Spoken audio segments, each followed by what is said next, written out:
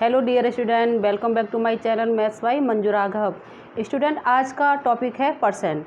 तो परसेंट पे कम से कम मैं 1 से लेकर 6 तक क्वेश्चन बनाऊंगी जो आपको आने चाहिए और आपके जो भी डाउट्स हैं वो इस परसेंट में क्लियर हो जाएंगे।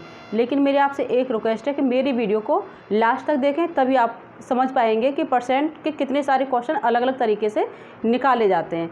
और मेरी वीडियो आपको पसंद आए तो प्लीज़ लाइक एंड सब्सक्राइब अवश्य करें। Thank you. अब यहाँ पे देखो कि परसेंट का टॉपिक है, ये यहाँ पे लिखा हुआ है। तो इसमें जो पहला क्वेश्चन हमने बना लिया है, तो इसमें क्या है, इंट्रोडक्शन वीडियो, तो आप परसेंट के बारे में ही डिटेल में जान पाएंगे और ये क्लास 4 से 8 तक के बच्चों के लिए बिल्कुल काम करेगी।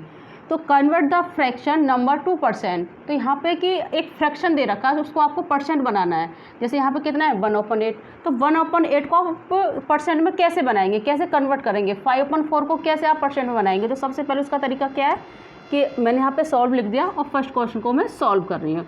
तो यहाँ पर है 1/8, इसका हमें परसेंट बनाना, तो वापस से 1/8 लिखिए।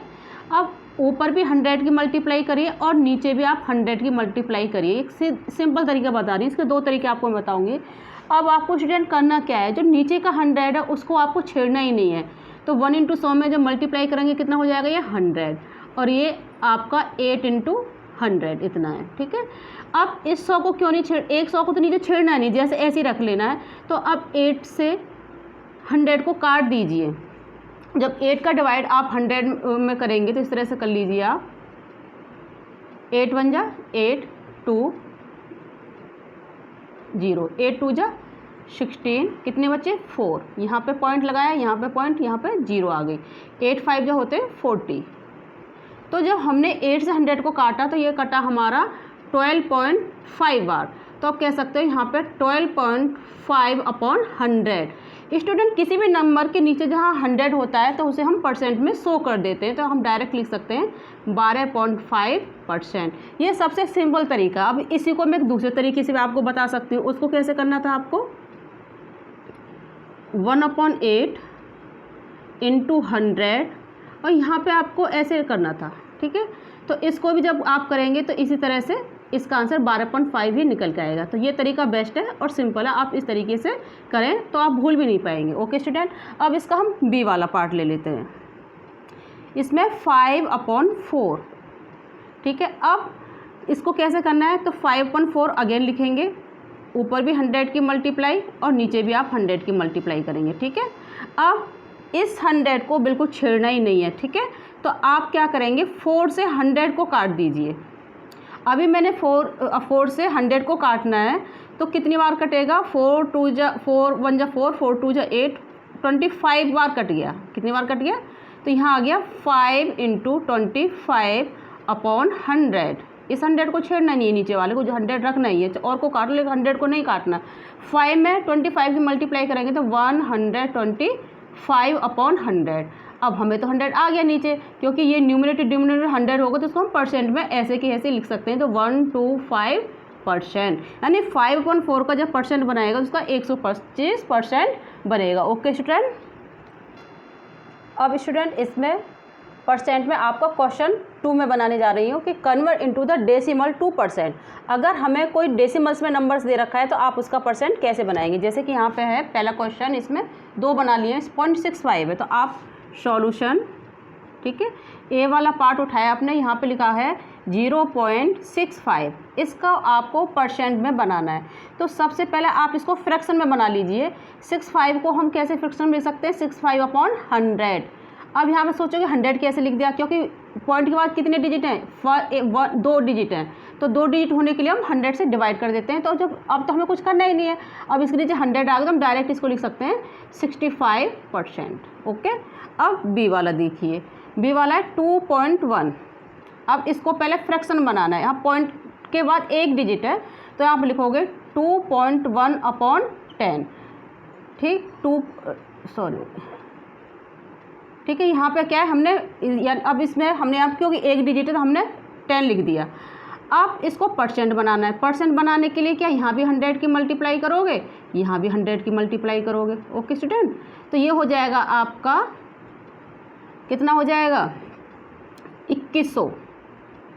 यानी 21 में 100 की मल्टीप्लाई 21 हो गया, यहाँ पर 10 × 100। अब इस 100 को छेड़ना नहीं है तो 10 का डिवाइड कर सकते हो, तो 10 से एक जीरो कट गई, तो ये हो गया 210/100। तो जब इसके नीचे 100 आ गया तो डायरेक्ट हम बोल सकते हैं कि 210%। अब स्टूडेंट एक बार फिर समझ लीजिए इसको कि 0.65 था, तो पॉइंट के बाद 2 डिजिट हम 100 का डिवाइड कर देंगे। पॉइंट के बाद 1 डिजिट होता तो 10 का डिवाइड करते, फ्रैक्शन बनाने के लिए अगर 3 होते तो हम 1000 का। और जब मल्टीप्लाई करने के लिए हमें क्या है, अगर हमने 100 के ऊपर मल्टीप्लाई करी तो नीचे भी हम 100 की मल्टीप्लाई करें, तो ये हमारे एक सिंपल तरीका है। ओके स्टूडेंट, अब मैं आपको क्वेश्चन 3 समझाऊंगी इसी में। ओके, अब स्टूडेंट इसमें क्वेश्चन 3 है, कन्वर्ट शेडेड फिगर इनटू %। तो यहाँ पे आपको फिगर दिखाई दे रही है, ये 2 इसमें क्वेश्चन बना दिए ए और बी कि ये हमारी फिगर है, इसका आपको % बनाना है। तो सबसे पहले जब हम सॉल्यूशन करेंगे स्टूडेंट ए वाले पार्ट का, तो ये फिगर है तो इसको हम ऐसे डॉट डॉट कर लें इस तरह से, ठीक है। तो कितना हो जाएगा ये 1/4, यानी शेडेड पार्ट कितना है इसका 1/4। शेड कितना है 1/4। अब इसको % में बनाना है, तो मैंने आपको बताया 1/4, ऊपर 100 की मल्टीप्लाई, नीचे 100 की मल्टीप्लाई।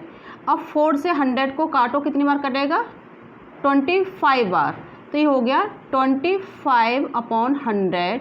अब नीचे 100 आ गया तो हम डायरेक्ट लिख सकते हैं कि ये कितना है हमारा 25%। ओके स्टूडेंट, अब बी वाला, तो पहले शेड वाला हिस्सा देखिए, ठीक है। अब इसमें कितने पार्ट हैं 8 हैं, तो जितने हमारे टोटल पार्ट नीचे लिखे जाते हैं शेड वाले ऊपर लिखे जाते हैं 3/8। ओके स्टूडेंट, अब इसको हमें % बनाना है, तो वापस से 3/8 लिखिए। अब यहाँ भी 100 की मल्टीप्लाई और यहाँ भी 100 की मल्टीप्लाई। तो ठीक है, अब यहाँ से हम क्या करेंगे कि इस 100 को तो छेड़ना ही नहीं है, तो ये ऊपर कितना हो जाएगा हमारा 300 हो जाएगा, और ये नीचे 8 × 100। अब 8 का डिवाइड 300 में कीजिए, 8 से डिवाइड कीजिए 300 में, ठीक है। 8 3 जा 24, 10 में से 4 गए 6, उतार ली 0 आपने। अब 8 7 जा 56, कितने बचे 4, कुछ नहीं बचा, यहाँ पॉइंट, यहाँ पे पॉइंट, यहाँ पे पॉइंट के बाद 0 लगा सकते हैं, तो यहाँ भी 0 आ गई। 8 5 जा 40, ठीक। तो जब 8 से आप 300 को काटेंगे तो ये कटेगा हमारा 37.5, तो ये आ गया 37.5/100। तो डायरेक्ट लिख सकते हैं हम 37.5%। ओके स्टूडेंट, आपको ये समझ में आया होगा। अब मैं आपको नेक्स्ट क्वेश्चन, अब स्टूडेंट इसमें क्वेश्चन 4 है कि 15% ऑफ 250 कितना होगा, 1% ऑफ 1 आवर कितना होगा। तो इसमें जब ए को हम सॉल्व करेंगे,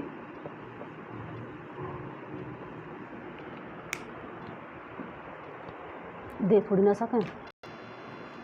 अब क्वेश्चन 4 स्टूडेंट ये समझना है 15% ऑफ 250, तो किस तरह से आप इसको सॉल्व करेंगे। तो सबसे पहले यहाँ पे लिखा है 15% ऑफ 250, तो 15% का मतलब है 15/100 × 250। अब इसको हम काटेंगे, तो कैसे काटेंगे, अब इसको हमें सॉल्व कर लेना है, ठीक है। अब इसकी हमें वैल्यू निकालनी, फाइंड करना, % नहीं निकालनी है, ठीक है। तो अब क्या करेंगे, 0 से यहाँ 0 कट गई, ठीक है। अब यहाँ 10 है, यहाँ पे 25 है, तो हम 5 से इसको 2 बार काट दें, यहाँ ये 2 बार कट गया, ये कितनी बार कट जाएगा 5 बार, ठीक है। अब यहाँ पे कितना आ गया 15 है, यहाँ पे 5 है, जब 15 × 5/2, ठीक है। अब यहाँ पे 15 में 5 की मल्टीप्लाई करो तो कितना आ जाएगा 75, ठीक है, और यहाँ पर 2। अब 2 से डिवाइड कर दीजिए 75 में, 2 3 जा 6 1, 5 उतार लिया, 2 7 जा 14, 1 बचा, पॉइंट, यहाँ पर पॉइंट, 0 लगा लीजिए, यहाँ पे 0, और 2 5 जा 10। तो जब इसको सॉल्व करें तो कितना आंसर निकल के आया हमारा 37.5%, यानी 15% ऑफ 250 को हम फाइन करेंगे तो उसका आएगा 37.5%। ओके स्टूडेंट, अब इसमें आपको बी वाला समझना है। तो बी वाला समझने के लिए ऑफ 1 आवर, ठीक है। अब इसको सॉल्व करना है। वर्ड्स परसेंट का मतलब कितना होता है 1% ऑफ 1 आवर। अब स्टूडेंट इसको सॉल्व कैसे करना है, तो सबसे पहले जैसे आवर है तो उसको 1 आवर इजकल टू आप 60 मिनट लिख लें, 60 मिनट, ठीक है। अब यहाँ पे 1% का मतलब 1/100 होगा, इनटू आवर से जब मिनट बना रही हूँ तो 1 आवर में मिनट कितनी होती है 60। अब हम इसको जब सोल्व करेंगे 1 में 60 की मल्टीप्लाई करेंगे तो 60 आ जाएगा और नीचे 100। अब 1 0 से 1 0 कटी तो यहाँ पे बचा 6/10। अब ये 2 से कितनी बार कट जाएगा 3 बार, ये कितनी 2 से कटेगा 5 बार, तो कितना आ गया 3/5 मिनट्स। Okay student.